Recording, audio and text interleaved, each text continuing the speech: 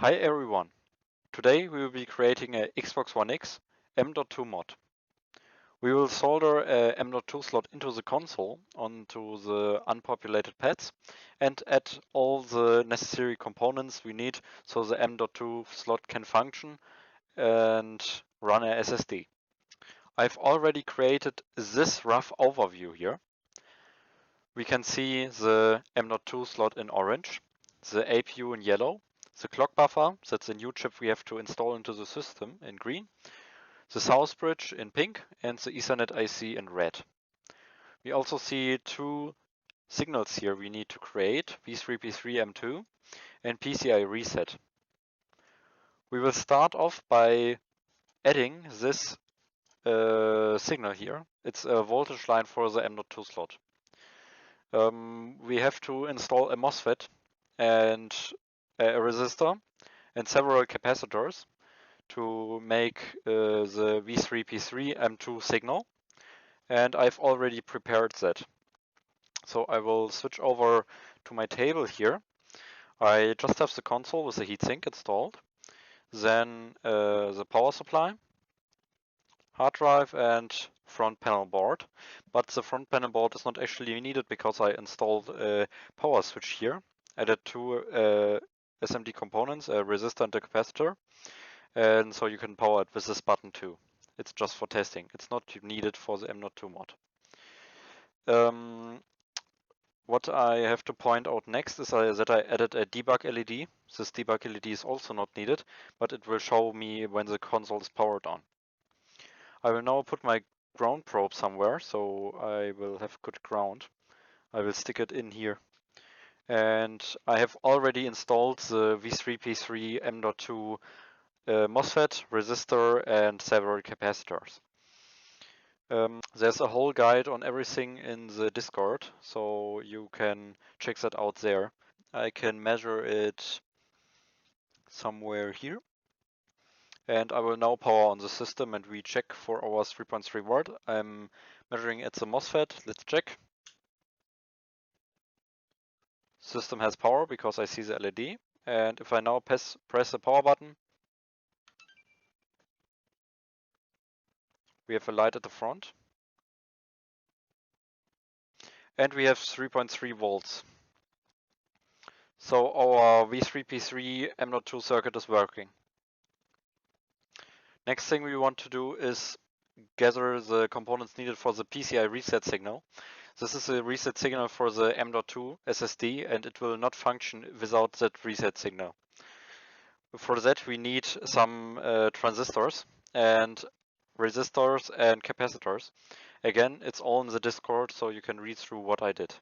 We will now next take two transistors and install them here, because we have to invert the PCI reset signal twice to make it that it reaches the M2 SSD. We cannot just bridge them. It doesn't work because the SSD has an internal pull-up on that pin. So we will install two of these here. I've already installed all the surrounding components around these transistors. That's several resistors and capacitors.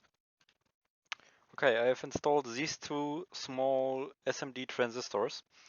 And we will now check if the console generates the PCI reset signal for the M.2 slot. Okay, so I will measure the PCI reset signal right here. And I will now power on the system. We are hoping for 3.3 volts and jumping around. That would be perfect. Let's check. We have green light. 3.3 PCI reset is asserted. We can now power it just for fun. Let's check if it changes. It's actually bouncing around. That's very good. PCI reset must go low in order to reset, I think. Not sure. But we definitely have voltage. So we have created the signal up here, the signal here. That's all good now. And I think we should install the M.2 slot and the capacitors next to it. I've marked them here. They're important, or else you won't have a connection to the APU. Okay, I have now installed the M.2 slot. Right down here we can see that I have not only added the slot but also the surrounding decoupling. Only these are decoupling capacitors. These data capacitors, they carry the data through them. and you can see the pins. I soldered them one by one because I did not think I would do it with hot air. I think I would have melted the connector. So we have this part, the orange, installed now, and all the connections from the APU and CPU are done. So next thing we will have to do is install the clock buffer. But before that, I think I will want to disconnect the blue lines here. It's very important to disconnect these blue lines, because else you will overload the south bridge. Right now, without the clock buffer installed, the south bridge is generating 3 different clocks. One for the APU, for the north bridge, one for the APU in general, and one for the Ethernet IC.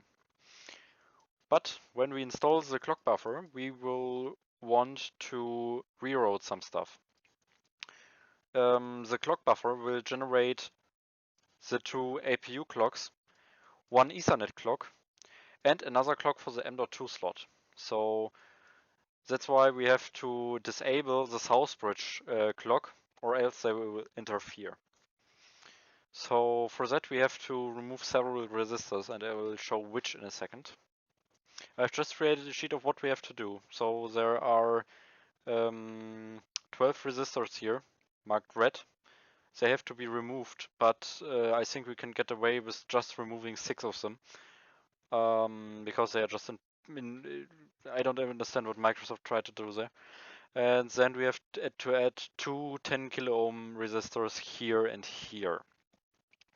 So I will get onto removing, so we have the same area here. I will get onto removing them, and then we will see what happens. As we can see right here, I have installed the 2 resistors, one here and one here. It's 2 times 10 k ohm.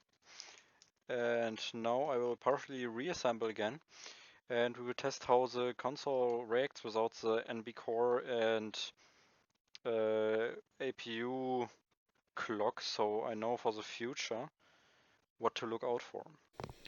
Console cannot reach CPU as expected, that's why we get beep on off.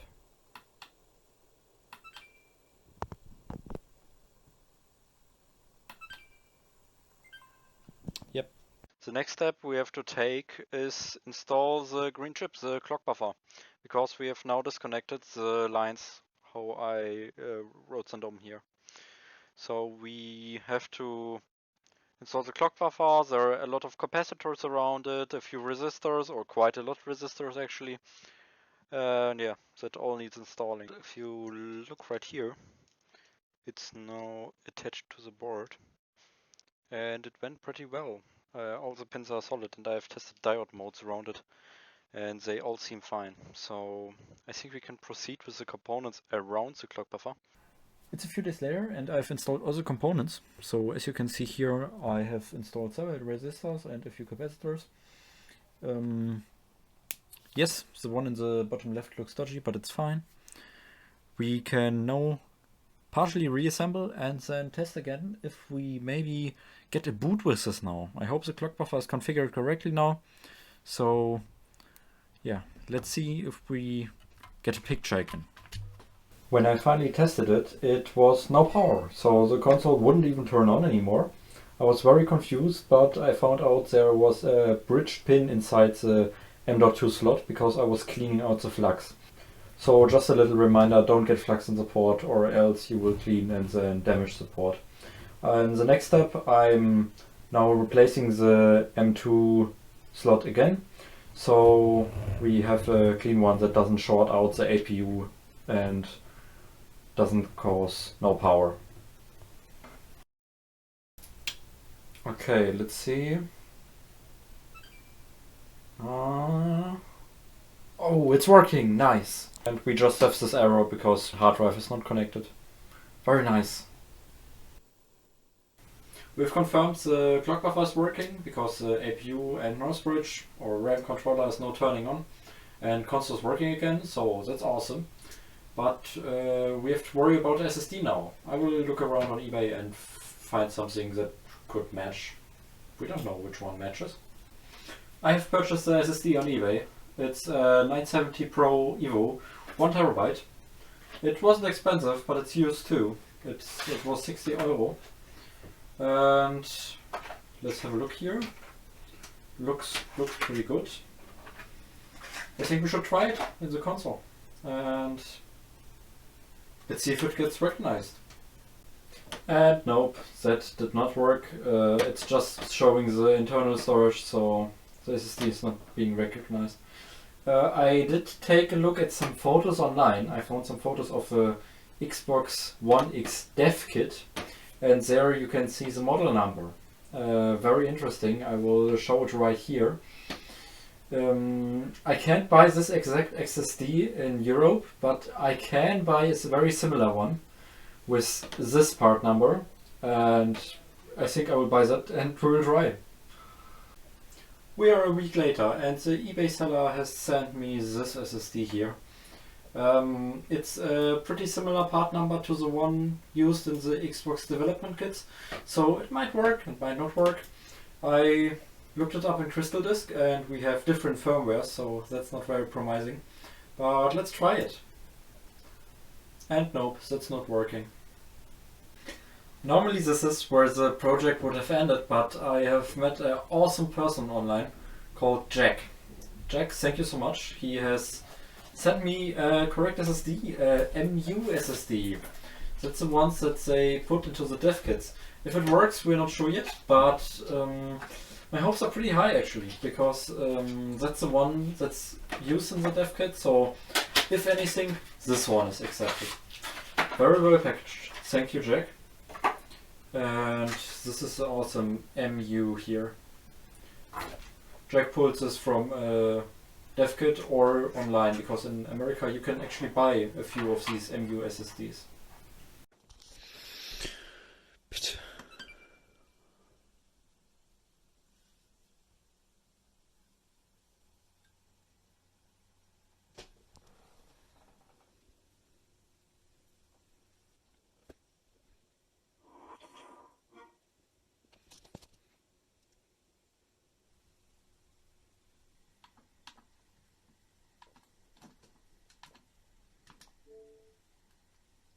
Oh mein Gott! NVMe 2! Die Scheiße funktioniert seit 1,5 Jahren, sitze ich hier! If you also want to do this, you have to format the SSD properly, just to NTFS and nothing on there. If you leave it unallocated, it will show you that the drive is full and you can't use it on the Xbox. Okay, so on here I can now choose NVMe and settings. This will be connected to the console always. Okay. And I will also now choose that all games and apps will be stored on the NVMe. I will now install Fortnite and we will see if it loads quick.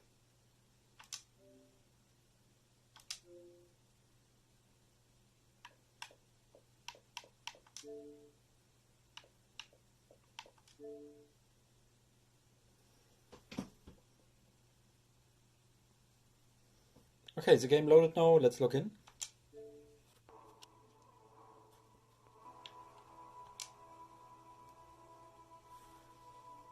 We are in the game now and let's play a game of OG.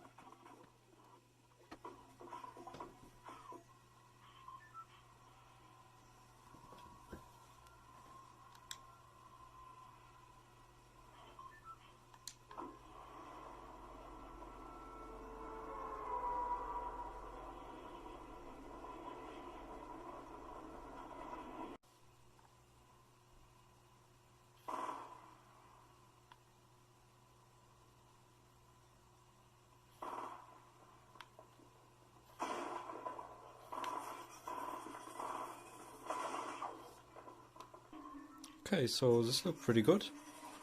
The console seems to be working fine, and the SSD is running nicely. And again, this was all on the internal SSD. As we can see here, no USB drives connected to the console. I hope someone will copy this mod and do an actual speed test so we can see the speed difference. I was told in the Discord that the console should be around 4 times faster per spec, but it may differ depending on the implementation of OS and games, because only the games are stored on the SSD, so OS is still on the HDD drive. We just invented a whole Xbox mod. This is so awesome.